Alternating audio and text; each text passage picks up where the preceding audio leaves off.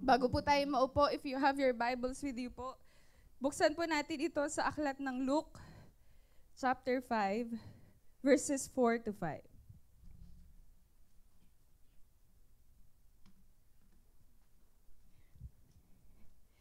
Luke chapter 5, verses 4 to 5.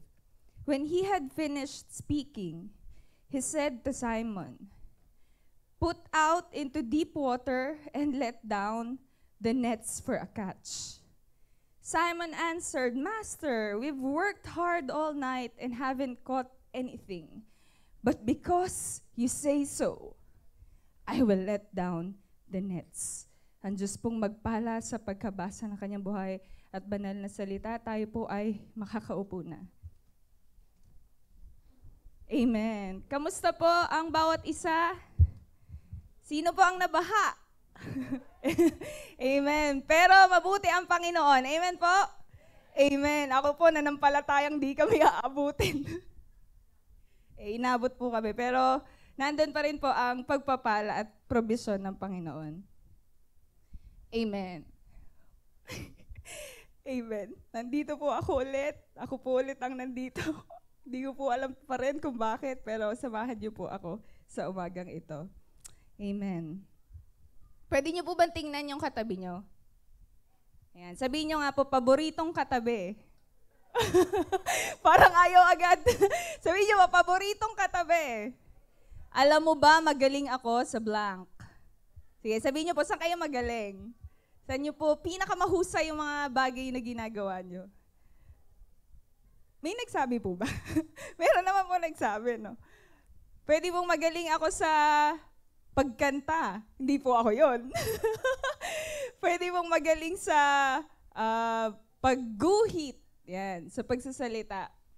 Mamaya po makikita natin ano yung ginawa ng Panginoon sa account ng buhay ni Peter, sa account ng pagtawag niya sa kanyang mga unang disipulo. Hindi ko po kayo tuturuan paano mangisda. Hindi ko po alam yun, ng theory or practice. Pero, what's victory into the deep? Ano yung pagtatagumpay na ginawa ng Panginoon doon po sa account ni Peter, sa buhay ng mga disipulo? Nung Luke 4 po, dito na talagang nagsisimula yung mission ng Lord. Talaga pong siya ay nagpapahayag sa iba't ibang mga lugar, nagtuturo. Tapos ngayon po, pupunta tayo sa Luke 5. Meron pong dalawang bangka, alam po natin ang kwento. Then the Lord asked for one boat, and that is Peter's boat, na if he could use it to preach God's word. Ang dami pong taong nagkakagulo sa Panginoon. The Lord is overwhelmed because of the people who wants to hear the word of God. Yun daw po ang unang mark ng isang disciple. Gustong-gustong naririnig ang salita ng Panginoon. Amen po. Gustong-gustong nag-aaral ng salita ng Panginoon. Kaya po mamaya sa mga small group, alam ko po may isi-share tayo sa mga readings natin. Amen po. Yun po yung scenario yun po yung nararanasan ni Jesus. Overwhelming crowd, tapos si Peter, no catch. Zero, wala. Both ends, nasa dulo ng kanila pong mga ginagawa, pero may pagtatagumpay. Ano man po ang nangyayari, ano man po ang inyong nararanasan, kayang kumilos ng Panginoon. Kaya pong gumawa ng higit pa sa mga iniisip natin ng Lord. Amen po? Amen. So victory into the deep, una po because there is His presence. Nandun po ang presensya ng Panginoon. If you are into the deep, kung kayo po ay katulad ni Pedro, magkakaroon ng katagumpayan dahil sa presensya ng Panginoon. Amen. Sabi po sa verses 1 to 3, one day, Jesus was standing by the lake of Gennesaret, Sea of Galilee din po iyon. Yun po, the people were crowding around him, listening to the word of God. Kung si Jesus po ay magpipreach para makakuha ng maraming tao, or para maraming tao po ang makinig, pwede po siyang tumayo na lang sa tubig. Amen? Mas marami po kayang makikinig pag nakita nilang nakatayo si Lord sa tubig. Amen. Di ba po? Pwede namang gano'n na lang. Eh di ang dami po agad lumapit at gustong makinig ng salita ng Panginoon. Pero ano po sabi sa verse? He got into one of the boats. Intentional ang ginawa ng Panginoon. Tinawag niya si Peter. Paano po pag tayo yung nandun? The Lord is calling you right now. Papagamit mo ba kung ano yung meron ka para sa Panginoon? Yung boat, hindi po siya for preaching. Hindi po siya for studying the Word of God. Pero ginamit ng Panginoon para doon. God can transform any place and any moment for His glory. Ano man po yung meron kayo, ano man po yung pinanghahawakan nyo, kung mahirap po yun, kung nasasaktan po kayo doon, paggamit nyo po sa Panginoon. Pahawak nyo po sa Panginoon. Invite Him in your workplace. Invite Him sa inyong family. Invite Him in your school.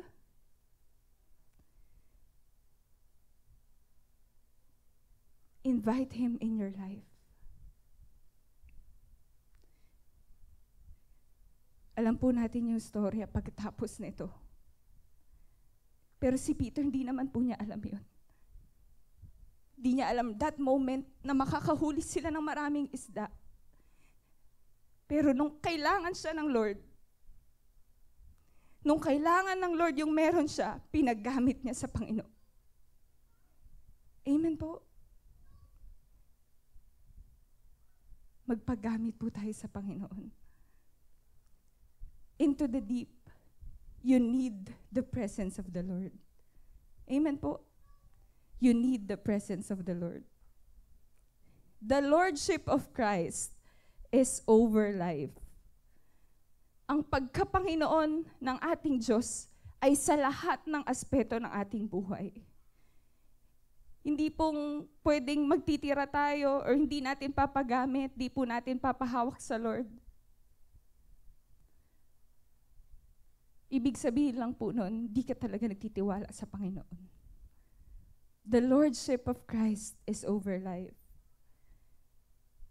Yun po yung very evident sa pangyayari na ito kay Peter. You need the presence of Jesus in your plans, in your dreams, in your ministry. Amen po?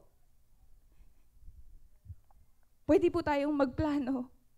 Pwede po tayo magtrabaho. Pwede po natin gawin yung pinakamaganda para sa atin. Pero kung wala ang presensya ng Panginoon, mapapagod lang po tayo. You need the presence of the Lord. That moment, nililinis na ni Peter yung nets niya eh. Kasi wala talagang huli.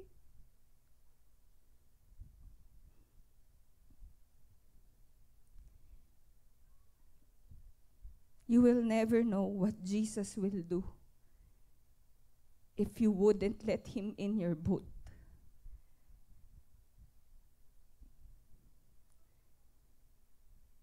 Di mo malalaman, di po natin malalaman kung ano ang kayang gawin ng Panginoon. Kundi po siya natin papapasukin sa bawat buhay natin. Maliit, malaki. Hingin po natin ang presensya ng Panginoon. Sa masaya, sa malungkot, sa komportable, sa hindi. Sapat ang presensya ng Panginoon. Amen po. Pwede po ba natin palakpakan ng Lord? Amen. Can God use your talents? Isa pa po. Can God use your talents? Amen. Can God use your life? Can God use your money? Amen. Mamaya po, makikita natin paano yung attitude ni Peter nung tinawag siya ng Panginoon. Victory into the deep. There is the presence of the Lord. Pangalawa po, there is His precept. Ito po'y binasa natin kanina. When he had finished speaking, he said to Simon, "Put into the deep water and let down the nets for a catch." Simon answered, "Master, we've worked hard all night and haven't caught anything." Alam niyo po yung Inside Out na movie? Yung mga emotions po. Yung si joy, si sadness, si fear. Doon po sa nabasa natin, tingin niyo po ba masayang-masaya si Peter? Hindi po. Hindi yun masaya. Peter is not brimming with faith.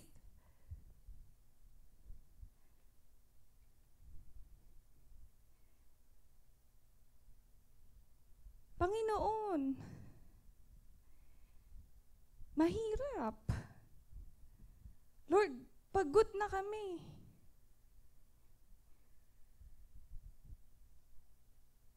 Hindi naman ito yung panahon para mag-speak about the Word of God. You got into the boat.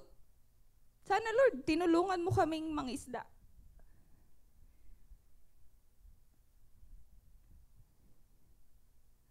Without fail, sa bawat buhay po natin, the Lord will speak to you. Kayo lang po ang makakaalam. Kayo lang po ang makakaranas nun. Listen to God. Without fail. Kaya po meron tayong mga sermons na parang, Lord, para sa akin ba yun? Ako ba yun, Lord? Listen intently to God.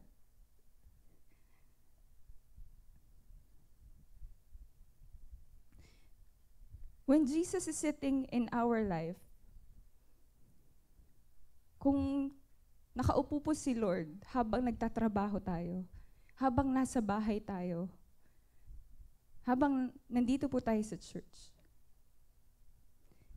di ba po yung pinakamaganda yung gagawin natin? Di ba po yung pinakamahusay yung ibibigay natin?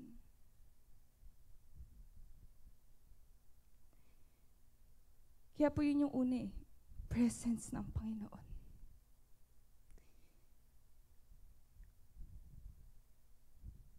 The time is never perfect. Yung heart ng mga tao na nandoon, it was never perfect. But Christ honors simple obedience. Ino-honor po ng Panginoon yung mga simpleng pagsunod natin sa Kanya. Kahit yung simpleng oo mo sa Panginoon, narinig niya yun. Kahit doon sa mga rason na meron ka, sumunod ka sa Panginoon, Christ honors those obedience. Amen po? Alam ng Panginoon, nakita niya yung puso po ng bawat isa sa inyo, sa atin, when He commanded us. Katulad ni Peter, pwede po ganito din tayo. Meron mo ng Lord naman. Bakit po ako?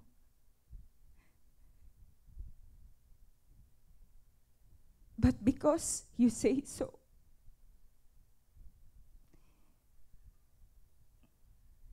Hanggang ngayon po tinatanong ko yun, bakit po ba ako?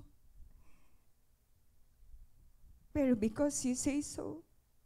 Nevertheless, at your word, Panginoon,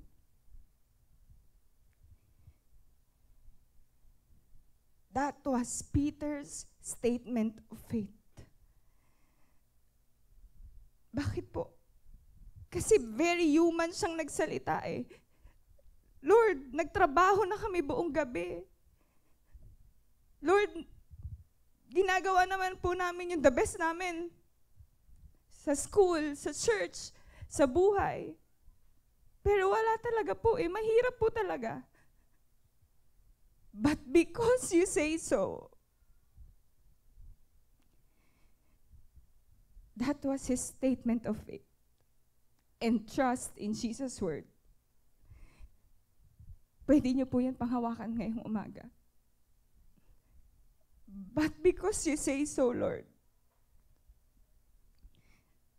Bakit po? Because at the word of the Lord, suns, moons, and stars are created. At the word of the Lord, there is life. Sa salita ng Panginoon, nabuo ang daigdig.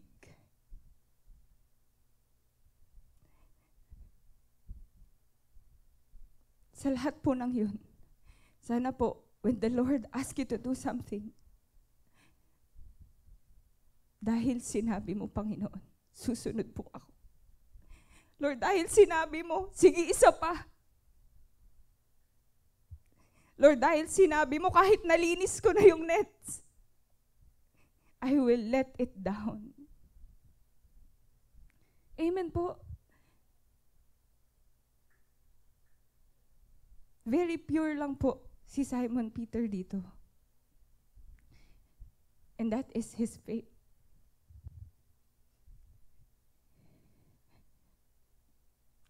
At the word of the Lord, ang dami pong pwedeng mangyari.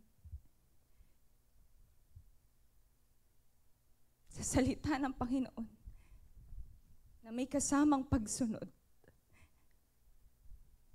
ano ba yung mga panalangin natin? Sa salita ng Panginoon, at may kasamang pagsunod, higit sa kaya mong isipin. Alam niyo po, the Lord is not taking you out of your job. Dito po sa pangyayari na ito, hindi naman pinaalis ng Lord si Peter sa boat. Doon sa ginagawa niya, doon sa magaling siya. He is not taking you out of your job, your skills, your talents. But He is trying to teach you paano mas maging masaya doon sa ginagawa mo. Paano mas maging masarap doon sa ginagawa mo, sa trabaho na meron ka. He is not calling you to preach. He is calling you to preach through your life.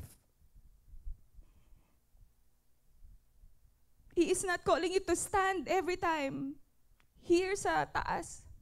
Pero He is calling you to stand in your job, in your profession.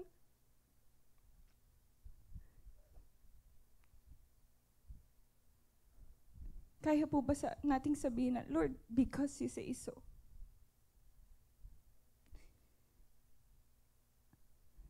That is what faith is. Letting down your nets when you don't know the result.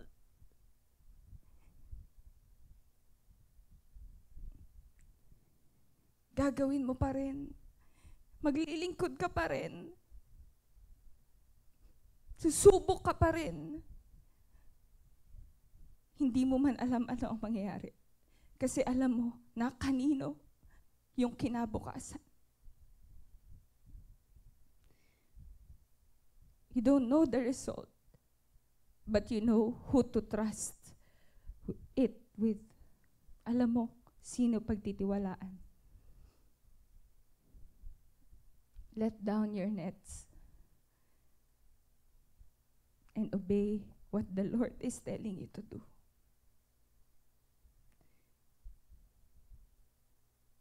Una po, there is victory into the deep dahil sa presensya ng Panginoon. Pangalawa po, dahil sa command ng Panginoon, sa pagtatagumpay, meron pong utos ang Panginoon. Naalala niyo po last preaching, di naman tatalon yung fish sa bangka. nila Peter. Gumawa sila. Kailangan din po nating gumawa. Kailangan din po nating magtrabaho, maglingkod, at ipagtiwala sa Panginoon ang lahat ng mga panalangin po natin. Amen? Kahit pusong basag pa yung alay mo sa Lord. Alam po ng youth, paborito ko yung ang alay ko ay pusong basag. Kahit yun lang.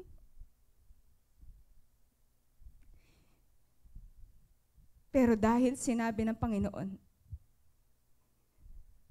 maglilingkod pa rin ako. Dahil sinabi ng Lord, hindi ako hihinto. Amen? Sabihin niyo nga po sa katabi niyo, dahil sinabi ng Lord. Amen. Lastly, His provision. When they had done so, they caught such a large number of fish that their nets began to break. So they signaled their partners in the other boat to come and help them. They came and filled both boats so full that they began to sink. If you are doing everything for the Lord, siya po ang bahala doon. Amen. Si Lord ang bahala.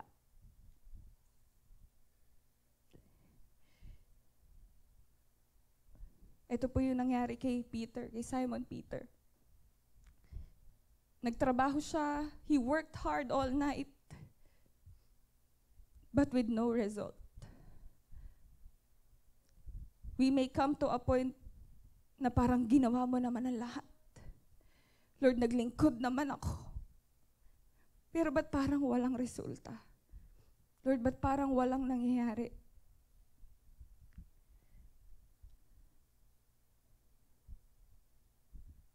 Alam niyo po kung bakit. We may work hard all day, all night. Kahit gawin po natin ayon sa pinakamaganda nating alam. Only Jesus can do perfection. Si Lord lang ang nakagawa nun. Huwag mong hanapin sa'yo. Hanapin mo sa Panginoon. Jesus can do perfection. Nagsimula po tayo, the biggest problem of Peter and his boys was there are no fishes. Walang kahit ano, wala pong huli. Pero sa salita ng Panginoon, ang malaking problema na nila ngayon, breaking nets. Lumulubog na sila.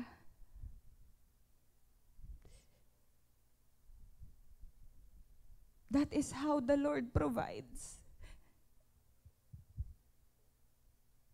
We have experienced a lot buong week.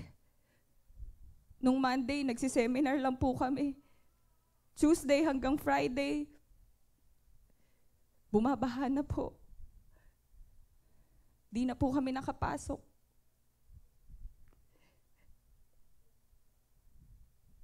Pero yung provision ng Panginoon, higit po sa kaya nating isipin. Higit sa kaya nating makita. Nakakailanganin mo pa yung tulong ng iba. Na pati sila mabibless sa ginawa ng Lord sa buhay mo. Ganun mag-provide ang Panginoon. Amen po. Alam niyo po, hindi to miracle because there's a cry for help. Hindi po siya answer. It's a teaching miracle. Para kay Pedro at sa mga kasama niya. And this miracle is teaching us this morning. Obey the Lord. Let down your nets. Wait and see kung anong kayang gawin ng Panginoon.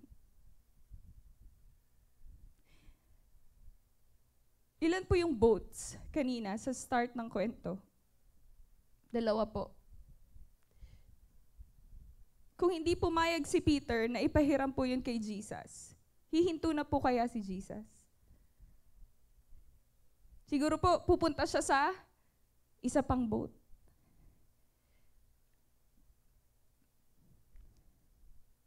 He will surely use the other one. Wala sa tao. Hindi siya kung sino ka. Hindi siya kung sa ano ang nagawa mo na. Pero dahil sumunod ka. Amen po. Hindi siya tumingin sa profile mo na ni Peter. Pero dahil sumagot si Peter, dun siya pumunta sa boat.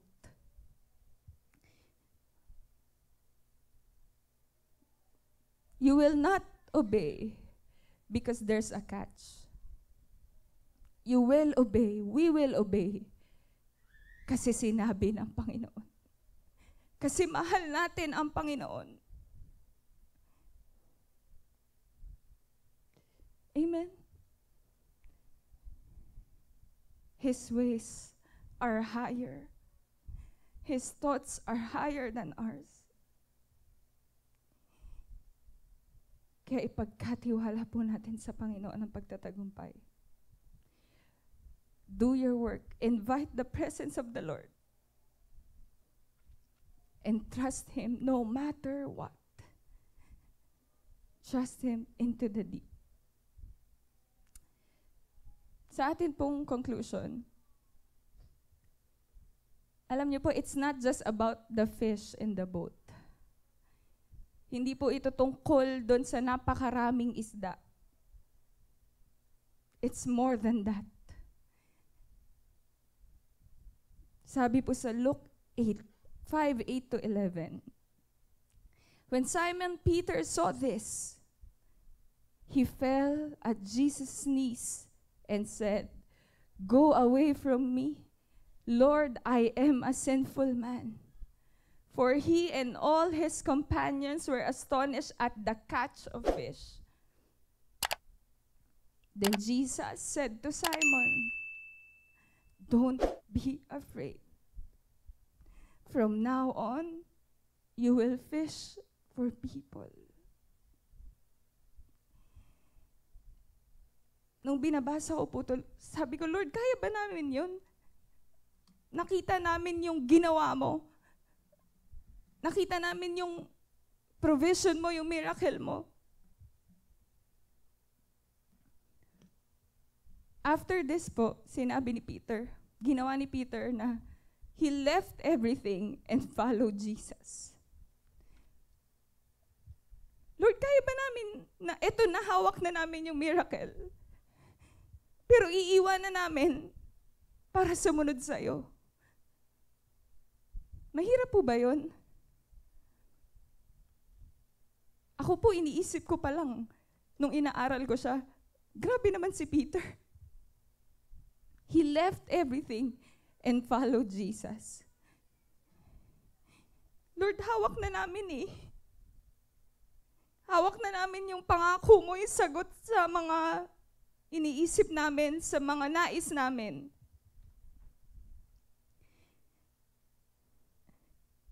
Pero, sabi po ng Panginoon, don't be afraid. From now on, you will fish for people. Sa ibang translation po, the Lord will make you fishers of men. Alam ko na ba't kaya ni Peter. Sabi ng Lord, I will.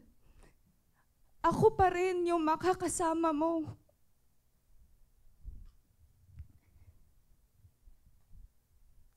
Kaya iwanan ni Peter everything to follow Jesus. Alam niya, nakasama niya ang Panginoon. Alam niya na sasamahan siya ng Lord. Ako pa rin yung makakasama mo. It's not the miracle. It's the giver of the miracle. Sa lahat po ng nangyari sa buhay ni Peter, dininay si Lord 3 times, walk on Jesus towards water. Sa lahat ng miracles na naranasan ni Peter, meron po ba kayong nabasa na na-miss ni Peter yung mga isda? Meron po ba kayong nabasa na sinabi ni Peter na, Lord, nami-miss ko yung maraming catch? Fish or favor? I want the favor of the Lord. Bakit po? Kasi kung kasama mo ang Panginoon, surely goodness and mercy will follow you all the days of your life. Amen po. Kapag kasama mo ang Panginoon, kaya niya ulit yun. At higit doon, yung pabor, yung goodness, yung kabutihan ng Lord, yung mercy ng Lord, will follow all the days of your life. Hindi po sinasabi ng Lord na, sige na anak, ibigay mo lahat ngayon. Umalis ka sa trabaho mo, iwan mo lahat. But the Lord is saying na you hold those things with an open hand. Paghusayan mo, galingan mo, pero hold those things with an open hand. Para kapag tinawag kita,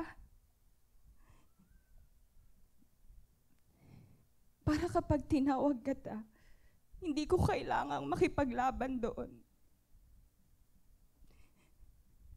Yun po yung essence ng account na ito.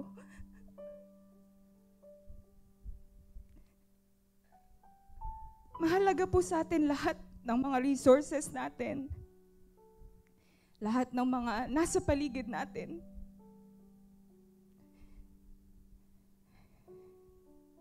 But this morning,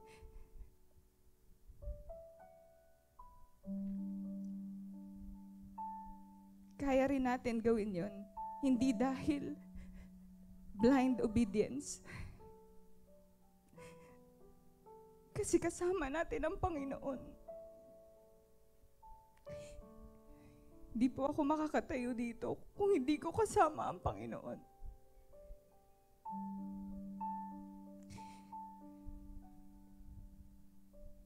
Hindi makakatayo ang school, ang church, ang bawat isa sa atin kung hindi po natin kasama ang Panginoon.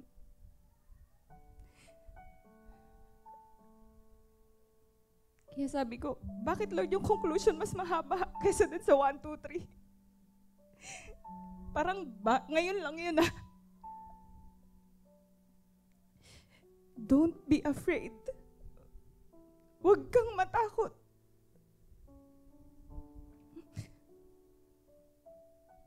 Because I will. Ako yun.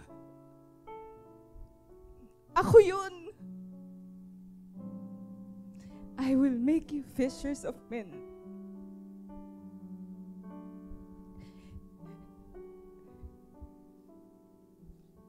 Amen po. His presence, His precept, His provision.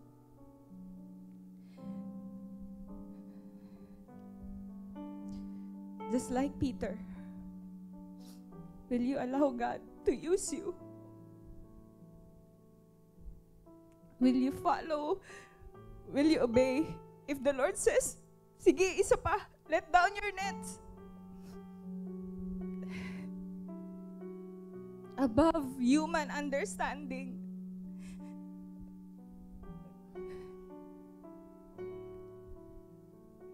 Wala po akong kayang ipaliwanag kundi ang Panginoon lang. Bakit nangyari yun? Bakit nagawa ni Peter? Bakit? Kasi ang Panginoon lang. Kasi ang Panginoon lang.